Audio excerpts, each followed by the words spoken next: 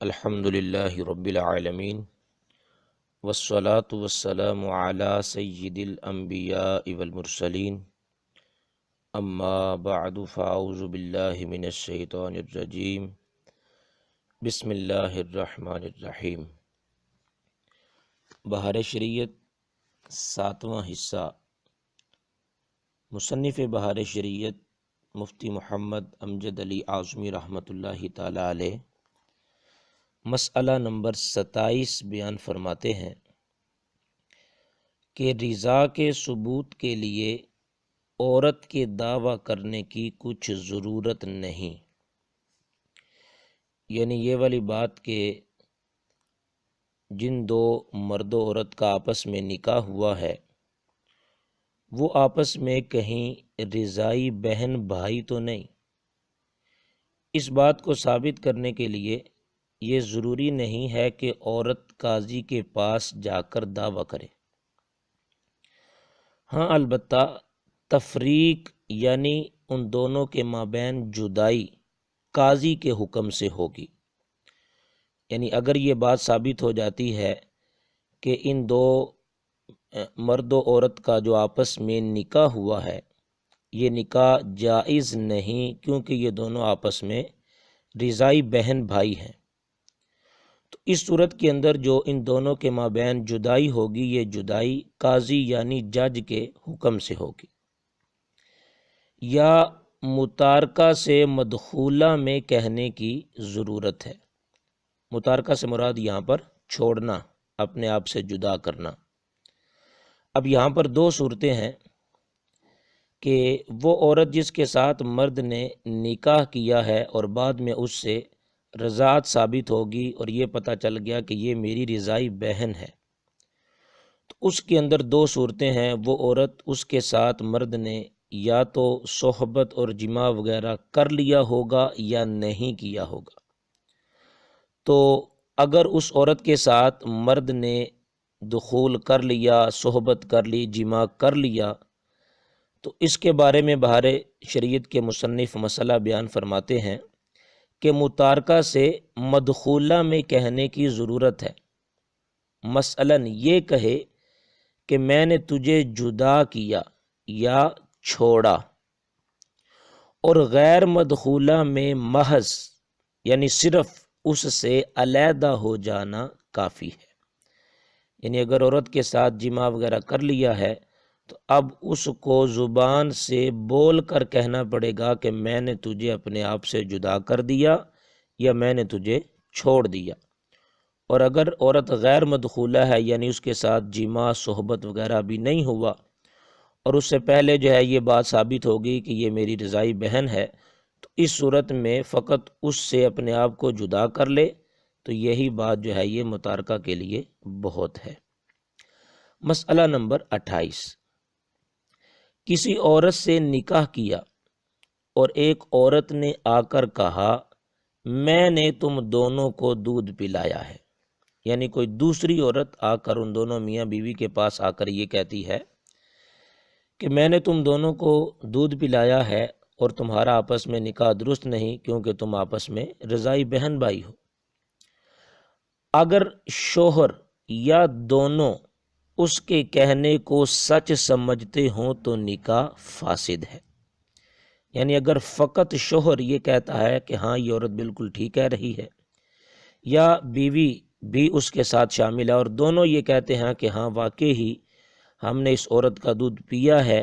تو اس صورت کے اندر جب انہوں نے سچ ہونے کا اقرار کر لیا تو ان دونوں کا نکاح فاسد ہو جائے گا، نکاح ختم ہو جائے گا۔ اور وطی نہ کی ہو تو مہر کچھ نہیں، یعنی مرد نے عورت کے ساتھ جماع ابھی نہیں کیا، صحبت نہیں کی، تو اس صورت کے اندر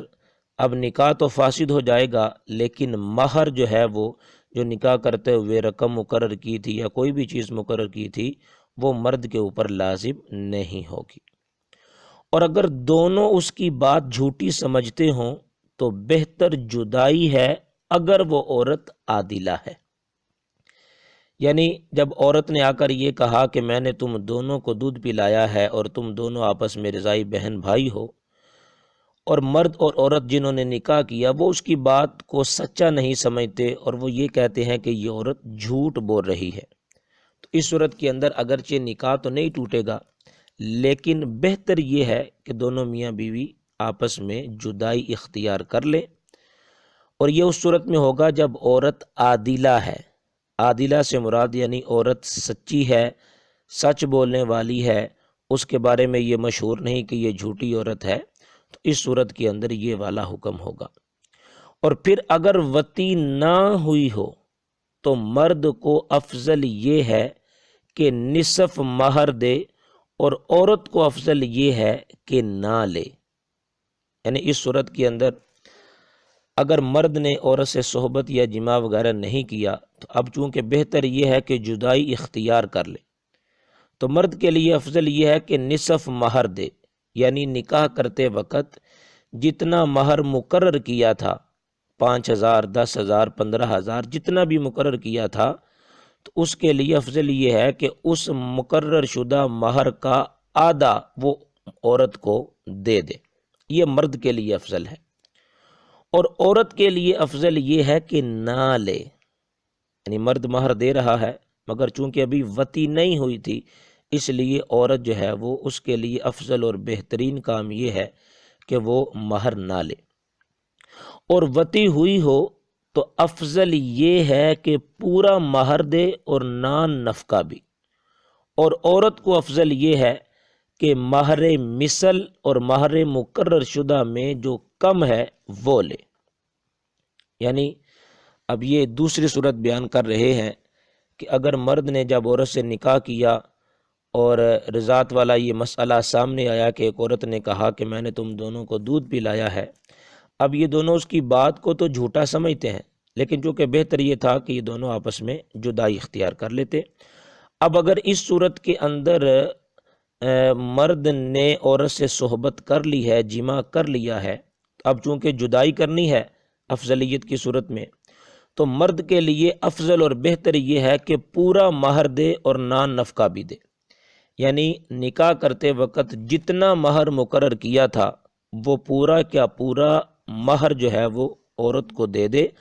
اور اس کے علاوہ جو نان نفقہ اس کے کپڑے وغیرہ یا رہائش وغیرہ کا جو بھی معاملہ تھا وہ سارا پورا کرے۔ اور عورت کے لیے افضل یہ ہے کہ مہر مثل اور مہر مقرر شدہ میں جو کم ہے وہ لے لے۔ پہلے تو یہ بات سمجھ لیجئے کہ مہر مقرر شدہ اور مہر مثل کیا ہے۔ مہر مقرر شدہ تو وہی ہے کہ نکاح کرتے ہوئے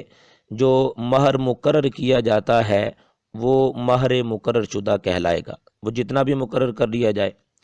اور دوسرا ہے مہر مثل۔ مہر مثل وہ مہر ہوتا ہے کہ عورت کے خاندان کی جو عورتیں ہیں،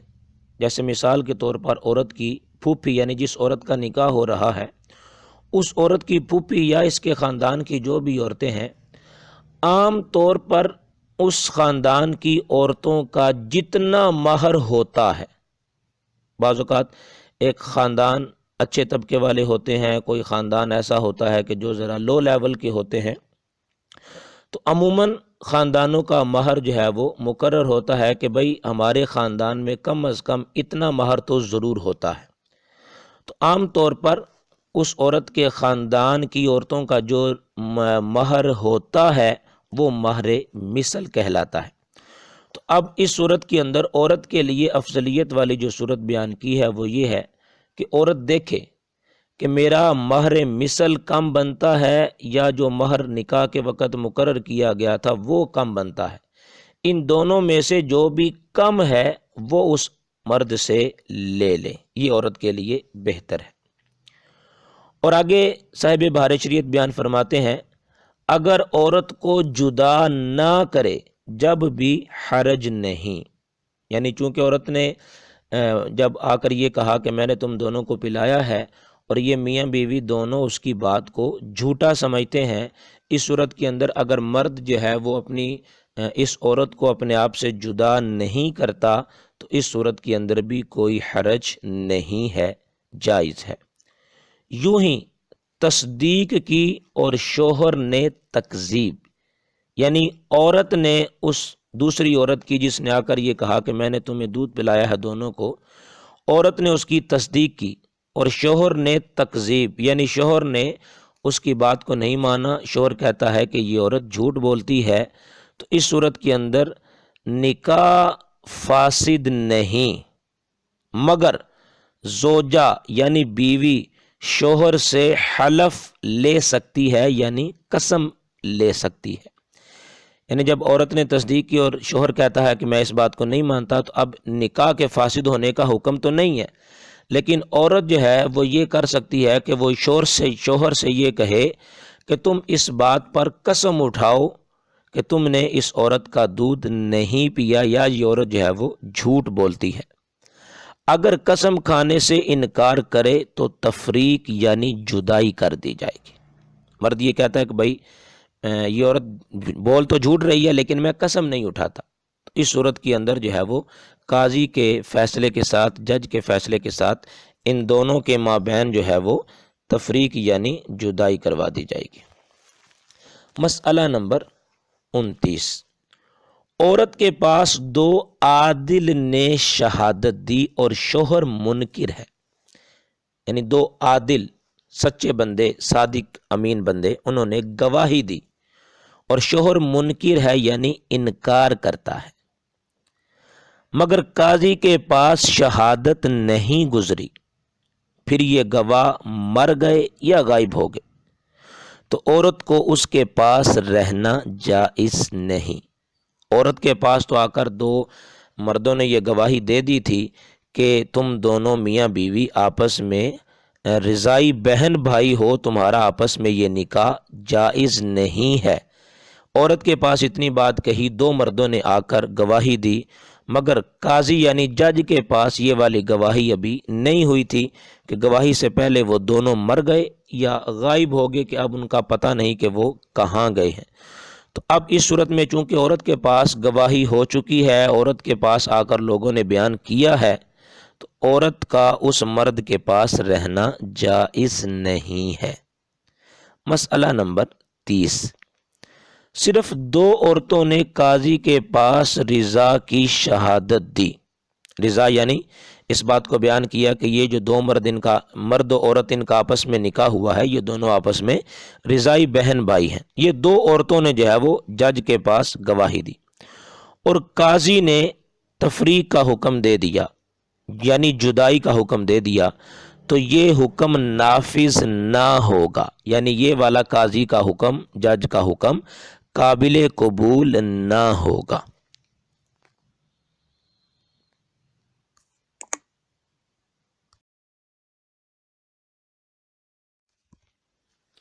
مسئلہ نمبر 31، کسی عورت کی نسبت یعنی بارے میں کہا کہ یہ میری دودھ شریک بہن ہے۔ دودھ شریک بہن سے مراد یہ ہے کہ میں نے اور اس عورت نے اکٹھے ایک عورت کا دودھ پیا ہے، یعنی جس کا میں نے دودھ پیا ہے اسی عورت کا اس نے بھی دودھ پیا ہے، یہ میری دودھ شریک بہن ہے، رضائی بہن ہے۔ پھر اس اقرار سے پھر گیا، یعنی اپنی اس بات سے اس نے انکار کر دیا، اس کا کہنا مان لیا جائے، اور اگر اقرار کے ساتھ یہ بھی کہا کہ یہ بات ٹھیک ہے، سچی ہے، صحیح ہے، حق وہی ہے جو میں نے کہہ دیا، تو اب اقرار سے پھر نہیں سکتا، یعنی اس صورت کے اندر اس کی یہ بات نہیں مانی جائے گی۔ جو پہلی بات اس نے کی کہ یہ میری دودھ شریک بہن ہے، اسی بات پر حکم لگایا جائے گا۔ اور اگر اس عورت سے نکاح کر چکا تھا، اب اس قسم کا اقرار کرتا ہے تو جدائی کر دی جائے، یعنی وہ عورت جس کے بارے میں یہ کہتا ہے کہ یہ میری دودھ شریک بہن ہے، اور یہ بات اس نے اس طرح کہی کہ یہ ٹھیک ہے، سچی ہے، یہ بات جو میں کہہ رہا ہوں حق ہے، تو اب اس صورت کے اندر چونکہ اپنے اقرار سے پھر نہیں سکتا، لہٰذا اس عورت کے ساتھ جب اس نے نکاح کیا تو اس عورت کو اس سے جدا کر دیا جائے گا، کیونکہ یہ دونوں رضائی بہن بھائی ہیں۔ اور اگر عورت اقرار کر کے پھر گئی، اگرچہ اقرار پر اصرار کیا، یعنی زور دیا اور بڑے ہی جو ہے وہ پکی بات اس نے بیان کی اور ثابت رہی ہو تو اس کا قول بھی مان لیا جائے. یعنی عورت نے پہلے اقرار کیا کہ یہ میرا دودھ شریک بھائی ہے، اور پھر جو ہے وہ اپنے اس اقرار سے پھر جاتی ہے اور اس پر جو ہے وہ پکی ہو جاتی ہے، تو اب اس عورت کی بات بھی مان لی جائے گی. اور آگے فرماتے ہیں کہ دونوں اقرار کر کے پھر گئے جب بھی یہی احکام ہیں. یعنی مرد اور عورت پہلے دونوں یہ کہتے تھے کہ ہم دودھ شریک بہن بھائی ہیں، ہم نے اکٹھے ایک عورت کا دودھ پیا ہے، ہم آپس میں رضائی بہن بھائی ہیں. یہ دونوں اقرار کر کے پھر دونوں جو ہے وہ اپنی اس بات سے مکر جاتے ہیں، پھر جاتے ہیں. اس صورت میں بھی یہی احکام ہے، یعنی ان دونوں کی بات جو ہے وہ مان لی جائے گی. مسئلہ نمبر 32، مرد نے اپنی عورت کی چھاتی چوسی. چھاتی چوسنے سے مراد یہ ہے کہ پستان کو منہ میں لے کر جس طرح بچہ چوستا ہے اسی طرح چوسا، تو نکاح میں کوئی نقصان نہ آیا، یعنی نکاح میں کوئی فرق جو ہے وہ نہیں پڑے گا. اگرچہ دودھ منہ میں آ گیا بلکہ حلق سے اتر گیا، تب بھی نکاح کے اندر جو ہے وہ کسی قسم کا کوئی فرق نہیں پڑے گا، نکاح نہیں ٹوٹے گا. عام طور پر جو ہے وہ یہ مسئلہ عوام کے اندر پایا جاتا ہے اور لوگ یہ کہتے سنائی دیتے ہیں کہ اس صورت کے اندر نکاح ٹوٹ جائے گا. تو یہ بہار شریعہ سے ہمیں واضح طور پر اس کا یہ پتہ چلا کہ اگر بالفرض ایسا کیا بھی تو اس سے نکاح جو ہے وہ نہیں ٹوٹے گا. اب اس کے بارے میں مزید جو ہے وہ وضاحت تھوڑی سی عرض کر دیتا ہوں کہ سیدی اعلیٰ حضرت امام احمد رضا خان رحمۃ اللہ تعالی علیہ فتاوی رضویہ شریف جلد 23 صفحہ 377 پر فرماتے ہیں کہ اگر عورت دودھ والی ہو تو ایسا چوسنا نہ چاہیے جس سے دودھ حلق میں چلا جائے. یعنی اگر جو ہے وہ عورت اس کے دودھ اترا ہوا ہے، دودھ والی ہے، تو اس کا پستان اگر کوئی مرد جو ہے وہ چوسے گا تو ایسا نہیں ہونا چاہیے، ایسا انداز نہ ہو کہ جس سے دودھ عورت کا حلق کے نیچے اتر جائے. اور آگے بیان فرماتے ہیں اگر منہ میں آ جائے اور حلق میں نہ جانے دے تو مذائقہ یعنی حرج نہیں ہے، کیونکہ شیر زن یعنی عورت کا دودھ پینا حرام ہے. تو یہ اس مسئلے کی وضاحت ہے کہ ایسا کرنا نہیں چاہیے کہ عورت کا دودھ جو ہے وہ حلق سے نیچے اتر جائے، ایسا نہ ہو. ہاں البتہ اگر منہ میں آ گیا اور اس نے باہر نکال دیا، حلق سے نیچے نہیں اتارا، تو اس صورت کے اندر حرج جو ہے وہ نہیں ہے، البتہ نکاح جو ہے وہ نہیں ٹوٹے گا. ولی کا بیان. امام احمد مسلم ابن عباس رضی اللہ تعالیٰ عنہ سے راوی رسول اللہ صلی اللہ علیہ وآلہ وسلم نے فرمایا سیب ولی سے زیادہ اپنے نفس کی حقدار ہے. سیب سے مراد وہ عورت جس کا پہلے ایک بار نکاح ہو چکا ہے اور اب وہ کنواری نہیں رہی. آگے حدیث میں ارشاد ہوتا ہے اور بکر یعنی کنواری سے اجازت لی جائے اور چپ رہنا بھی اس کا اذن ہے یعنی اجازت ہے. ابو داود انہی سے راوی کہ ایک جوان لڑکی رسول اللہ صلی اللہ علیہ وآلہ وسلم کی خدمت میں حاضر ہوئی اور عرض کی کہ اس کے باپ نے نکاح کر دیا اور وہ اس نکاح کو ناپسند کرتی ہے. حضور علیہ الصلوۃ والسلام نے اسے اختیار دیا، یعنی چاہے تو اس نکاح کو جائز کر دے یا چاہے رد کر دے یعنی ختم کر دے. سرکار علیہ الصلوۃ والسلام نے اس عورت کو جو ہے وہ اختیار دیا. یہ احادیث پاک، دو احادیث پاک ہم نے سنی ہیں. اب آگے جو ہے وہ مسائل فقہی بیان کیے جاتے ہیں اور اس سب سے پہلے جو ہے وہ ولی کی وضاحت کی جاتی ہے کہ ولی کسے کہا جاتا ہے. ولی کا عام طور پر جو معنی ہے وہ ہماری اپنی سادہ زبان کے اندر وہ ہے سرپرست. ولی سرپرست کو کہتے ہیں. یہاں پر جو صاحب بار شریعت نے تعریف بیان کی کہ ولی وہ ہے جس کا قول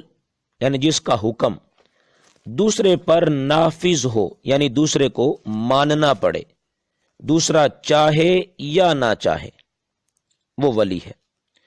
اور ولی کا عاقل یعنی صاحب عقل ہونا، عقل مند ہونا، بالغ ہونا شرط ہے۔ بچہ اور مجنون یعنی پاگل ولی نہیں ہو سکتا۔ مسلمان کے ولی کا مسلمان ہونا بھی شرط ہے، یعنی مسلمان کا سرپرست جو ہے وہ مسلمان ہی ہوگا، کہ کافر کو مسلمان پر کوئی اختیار نہیں، کافر مسلمان کا سرپرست نہیں ہو سکتا۔ متقی ہونا یعنی پرہیزگار ہونا، نیک ہونا یہ شرط نہیں۔ فاسق بھی ولی ہو سکتا ہے، یعنی گناہ گار آدمی جو گناہ کرتا ہے، فسق اختیار کرتا ہے، وہ بھی مسلمان کا ولی ہو سکتا ہے۔ ہاں البتہ کافر جو ہے وہ مسلمان کا ولی اور سرپرست نہیں ہو سکتا۔ ولایت کے یعنی ولی ہونے کے رشتہ دار جو قریبی ہے ولی سرپرست ہونا، اس کے اسباب 4 ہیں، یعنی ان 4 وجوہات کی بنا پر جو ایک ہے وہ کسی دوسرے کا سرپرست بن سکتا ہے۔ نمبر 1 قرابت، قرابت سے مراد یعنی قریبی رشتہ دار ہونا۔ نمبر 2 ملک، یہاں ملک سے مراد ہے مالک ہونا، یعنی پہلے زمانوں کے اندر جس طرح جو ہے وہ غلام بیچے جاتے تھے، خریدے جاتے تھے، لونڈیاں بیچی جاتی تھیں، خریدی جاتی تھیں، تو اب اسی طرح کسی نے کوئی غلام یا لونڈی خرید لی تو ان کا مالک بن گیا۔ اب مالک ہو جانے کی وجہ سے چونکہ یہ مالک ہی سب کچھ ہے، تو مالک ہی پھر ان کا غلام کا یا لونڈی کا جو ہے وہ ولی ہو یعنی سرپرست ہوگا۔ ولا سے مراد کیا ہے، اس کی وضاحت آگے جو ہے وہ مسئلے کے اندر آ رہی ہے۔ اور امامت سے مراد یہاں پر امام ہونا، حاکم ہونا یہ مراد ہے۔ مسئلہ نمبر 1، قرابت کی وجہ سے ولایت اسبا بنفسہ کے لیے ہے، یعنی رشتہ داری کی وجہ سے جو ولایت حاصل ہوتی ہے، جو سرپرستی حاصل ہوتی ہے، وہ اسبا بنفسہ کے لیے ہے۔ اب اسبا بنفسہ سے کیا مراد ہے، اس کی وضاحت صاحب بہار شریعت خدا کے فرماتے ہیں، یعنی وہ مرد جس کو اس سے قرابت یعنی رشتہ داری کسی عورت کی وساست یعنی وسیلے سے نہ ہو، یعنی وہ مرد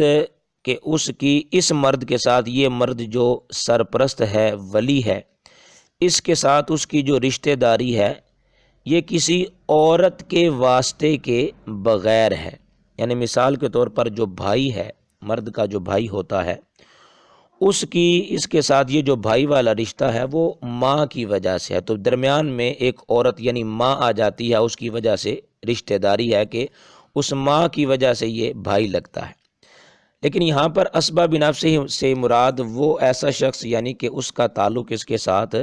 کسی عورت کی وجہ سے نہ ہو، یا پھر دوسرا آگے بیان فرماتے ہیں صاحب بہار شریعت، یا یوں سمجھو کہ وہ وارث کے ذوی الفروض کے بعد جو کچھ بچے سب لے لے۔ ذوی الفروض یعنی ذوی الفروض سے مراد وہ والے افراد ہیں کہ قرآن پاک کے اندر جن کے فرائض یعنی وراثت کے حصوں کو بیان کیا گیا ہے کہ اس کا اتنا حصہ ہے، اس کا اتنا حصہ ہے، وہ ذوی الفروض کہلاتے ہیں۔ تو اب اگر مال وراثت اتنا ہو کہ ذوی الفروض کے جو ہے وہ اگر نہ ہو تو اس کے بعد ان کا جو مال جو ہے وہ باقی بچ جائے، تو وہ جو مال باقی بچ جائے جن کو وہ مال ملتا ہے وہ اسبا کہلاتے ہیں۔ اور اگر ذوی الفروض نہ ہو تو سارا مال یہی لے لے، یہ اسبا بنفسہ کی تعریف ہے۔ ایسی قرابت والا ولی ہے یعنی سرپرست ہے، اور یہاں بھی وہی ترتیب ملحوظ ہے، یعنی اسی ترتیب کا جو ہے وہ لحاظ کیا جائے گا جو وراثت میں معتبر ہے، یعنی جس ترتیب کا اعتبار وراثت مال وراثت تقسیم کرتے ہوئے کیا جاتا ہے، وہی ترتیب یہاں پر بھی سامنے رکھی جائے گی۔ اب یہاں پر جو ہے وہ صاحب بہار شریعت آگے اس کی تفصیل بیان کرتے ہیں خود ہی، یعنی سب میں مقدم، یعنی سب سے پہلے بیٹا، پھر پوتا اور پھر پر پوتا، اگرچہ کئی پشت کا فاصلہ ہو۔ یعنی ایسا نہیں ہے کہ صرف ایک دو پشتوں تک اس کا اعتبار کیا جائے گا کہ سب سے پہلے اپنا بیٹا اور پھر بیٹے کا بیٹا اور پھر آگے اس کا بیٹا، آگے سلسلہ ختم، ایسا نہیں، بلکہ یہ آگے کئی پشتوں تک چلتا جائے، یعنی آگے پھر اس پوتے کا بیٹا، اس پوتے کے بیٹے کا بیٹا، پھر آگے اس کا بیٹا، تو یوں آگے جتنا بھی سلسلہ چلتا جائے گا وہ اس کے اندر جو ہے وہ شامل ہوں گے۔ اور پھر یہ ہے کہ یہ نہ ہو تو باپ، یعنی سب سے پہلے بیٹا تھا، پھر آگے پوتا اور پھر پر پوتا، آگے سلسلہ چلتا جائے گا، اور اگر بیٹا پوتا وغیرہ کوئی بھی نہیں تو اب جو ہے وہ سرپرست وہ باپ ہوگا، اور اگر باپ بھی نہ ہو تو پھر دادا ہوگا، اور دادا بھی نہ ہو تو پھر پردادا وغیرہ ہم اصول، اگرچہ کئی پشت اوپر کا ہو۔ اصول سے مراد یعنی کہ جیسے باپ ہے تو باپ اس عورت کے لیے یا اس مرد کے لیے جو ہے وہ اصل کی حیثیت رکھتا ہے، یعنی مثال کے طور پر اگر باپ نہ ہوتا تو یہ بیٹا یا یہ عورت بھی، یہ مرد یہ عورت بھی نہ ہوتے۔ تو یہ اصول سے مراد یعنی باپ اور پھر اس باپ کا باپ یعنی اس کا دادا، اور پھر اس کا باپ یعنی اس کا پردادا، اسی طرح اوپر چلتے جائیں، اس کا باپ، پردادے کا باپ، پھر اس پردادے کے باپ کا باپ، اسی طرح آگے سلسلہ جو ہے وہ چلتا جائے گا۔ تو یہ ایک اگر نہ ہوگا تو پھر دوسرا جو ہے وہ سرپرست بنے گا، اور اگر یہ بھی نہ ہو تو پھر جو سرپرست ہوگا وہ حقیقی بھائی، حقیقی بھائی سے مراد یعنی جسے ہم کہتے ہیں کہ یہ سگا بھائی ہے، تو وہ حقیقی بھائی جو ہے وہ پھر ولی اور سرپرست بنے گا۔ اور اگر حقیقی بھائی نہ ہو تو پھر سوتیلا بھائی، سوتیلا بھائی جو ہے وہ جسے ہم اپنی زبان میں متریا جو ہے وہ کہتے ہیں، وہ والا بھائی جو ہے وہ سرپرست بنے گا۔ پھر حقیقی بھائی کا بیٹا، اگر سوتیلا بھائی بھی نہیں ہے اور حقیقی بھائی بھی نہیں ہے تو پھر جو ہے وہ حقیقی بھائی کا جو بیٹا ہے وہ بیٹا ولی اور سرپرست بنے گا، حقیقی بھائی سے مراد سگا بھائی۔ اور اگر یہ نہ ہو تو پھر سوتیلے بھائی کا بیٹا، اور یہ بھی نہ ہو تو پھر حقیقی چچا، حقیقی چچا یعنی جو سگا چچا ہے وہ اس کا سرپرست بنے گا۔ اور پھر سوتیلا چچا، حقیقی چچا نہیں ہے تو پھر سوتیلا چچا جو ہے وہ سرپرست بنے گا۔ اور پھر حقیقی چچا کا بیٹا، پھر سوتیلے چچا کا بیٹا، اور اگر یہ نہ ہو تو پھر باپ کا حقیقی چچا، یعنی پہلے اپنا چچا اور پھر چچا کا بیٹا، اور اگر یہ سارے نہ ہوں تو پھر جو ہے وہ باپ کا جو حقیقی چچا تھا، اس کے باپ کا جو سگا چچا ہے وہ سرپرست بنے گا۔ اور اگر یہ بھی نہ ہو تو پھر سوتیلا چچا جو ہے وہ سرپرست بنے گا۔ اور اگر یہ بھی نہ ہو تو پھر باپ کے حقیقی چچا کا بیٹا،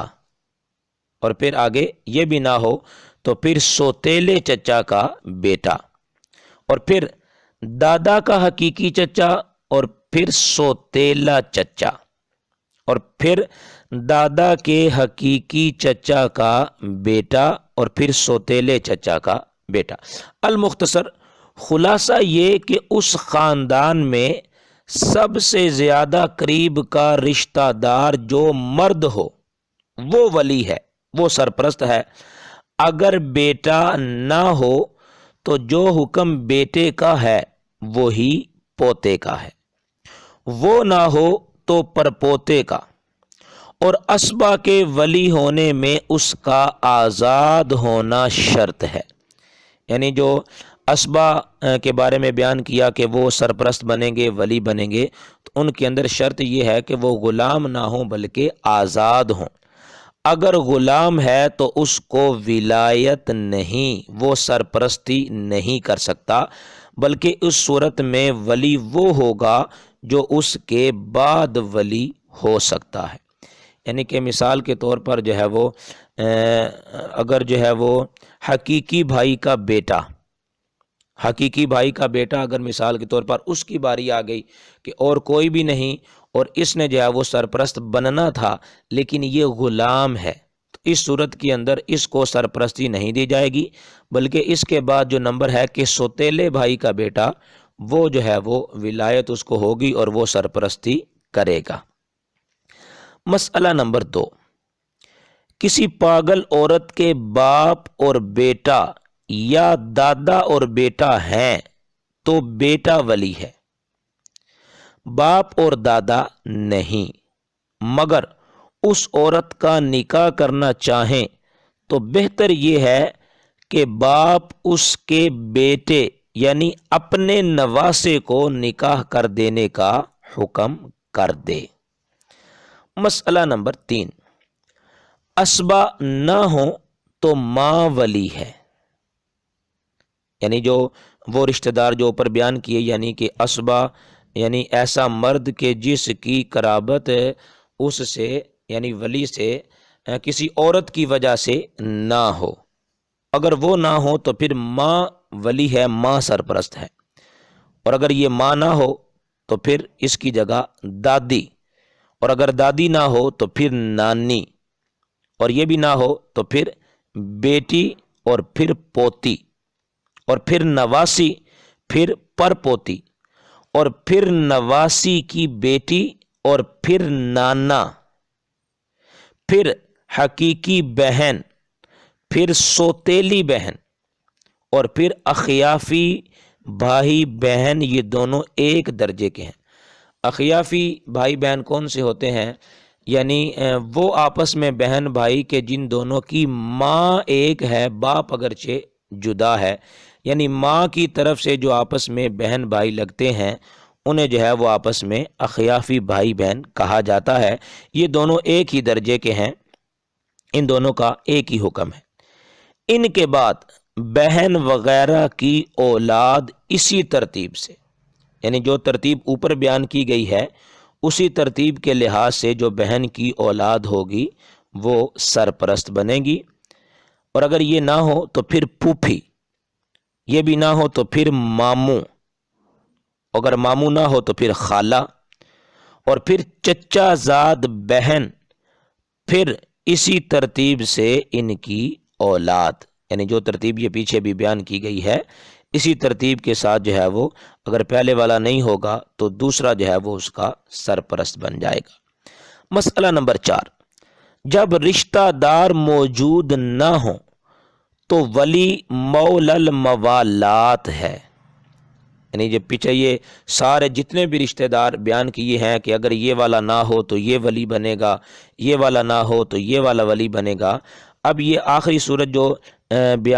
تیسری صورت بیان کر رہے ہیں ولا کی، جیسا کہ میں نے شروع میں عرض کیا تھا کہ ولا کی تعریف اور وضاحت آگے آ رہی ہے، تو یہ بیان کیا اب اگر کوئی بھی رشتہ دار نہیں تو اب جو سرپرست ہے وہ مولی الموالات ہے، جسے ولا کا اختیار ہوگا۔ اس سے کیا مراد ہے؟ یعنی وہ جس کے ہاتھ پر اس کا باپ مشرف با اسلام ہوا، مولی الموالات وہ آدمی کہلائے گا کہ اس کے باپ نے اس کے ہاتھ پر اسلام قبول کیا اور یہ عہد کیا، یہ وعدہ کیا کہ اس کے بعد یہ اس کا وارث ہوگا، یعنی اگر میں مر جاؤں تو تم میرے بعد میرے وارث بنو گے، یا دونوں نے ایک دوسرے کا وارث ہونا ٹھہرا لیا ہو، یعنی جس کے ہاتھ پر اسلام قبول کیا یہ آدمی اس سے کہتا ہے اگر میں مر جاؤں تو میرے بعد تم میرے وارث بنو گے، اور وہ کہتا ہے کہ اگر میں مر جاؤں میرے مرنے کے بعد تم میرے وارث بنو گے، اس طرح آپس میں یہ انہوں نے وعدہ کر لیا۔ تو اب یہ والا بندہ کہ جس کے ساتھ وعدہ کیا گیا ہے یا جس کے ہاتھ پر اسلام قبول کیا ہے اور اس نے پھر آگے یہ عہد کیا کہ میرے مرنے کے بعد تم میرے ولی بنو گے، سرپرست بنو گے، تو یہ مولی الموالات کہلاتا ہے۔ اب جب کوئی بھی رشتہ دار نہیں ہوگا تو اس وقت ولایت اور سرپرستی جو ہے وہ اس آدمی کی طرف منتقل ہو جائے گی اور وہی جو ہے وہ ولی بنے گا۔ مسئلہ نمبر 5، ان سب کے بعد بادشاہ اسلام ولی ہے، یہ چوتھی صورت جو ہم نے پیچھے سنی تھی کہ امامت، اب یہ اس کا بیان ہے کہ پھر قاضی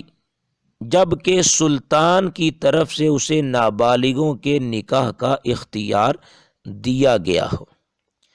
اور اگر اس کے متعلق یہ کام نہ ہو اور نکاح کر دیا، پھر سلطان کی طرف سے یہ خدمت بھی اسے سپرد ہوئی اور قاضی نے اس نکاح کو جائز کر دیا تو جائز ہو گیا، کوئی بھی رشتہ دار نہیں ہے تو پھر بادشاہ اسلام ولی ہوگا، سرپرست ہوگا، اور اگر وہ بھی نہیں تو پھر قاضی اور جج جسے ہم اپنی زبان میں کہتے ہیں وہ جو ہے وہ ولی بنے گا، اور اس نے نکاح کر دیا تو نکاح جو ہے وہ جائز سمجھا جائے گا۔